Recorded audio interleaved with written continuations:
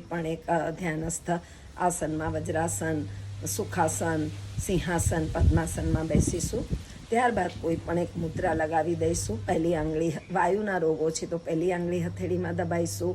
આપણને વજન ઉતારવું છે તો ટચલી આંગળીની જોડેની આંગળી દબાવીશું. જો શ્વાસ લેવામાં તકલીફ રહી છે તો છેલ્લી બે આંગળી જોડે અંગૂઠો લગાવી દઈશું. સાથે શ્વાસને પૂરક કરીશું અને રેચક ઉરોદર પટલ સુધી જ કરવાનું હોય છે. અને મળમૂત્રનો ભાગ ખોલબંધ કરીશું, એટલે અશ્વિની મુદ્રાનો અભ્યાસ કરીશું. ભસ્ત્રિકા પ્રાણાયામ બદલાતી ઋતુના સંધિકાળમાં ફેફસા માટે ખૂબ જ અક્ષીર ઇલાજ છે. એમ કહે છે કે જેણે દિવસમાં એકવાર ભસ્ત્રિકાનો અભ્યાસ કરેલો છે એને એ દિવસે તો એટેક આવશે જ નહીં.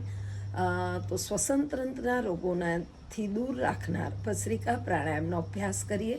ભસ્ત્રિકા પ્રાણાયામ 3 ગતિથી થાય છે, ધીમી, મધ્યમ અને તેજ.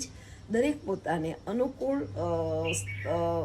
પરિસ્થિતિ પ્રમાણે પોતે અનુકૂળ સ્પીડ રાખી શકે છે.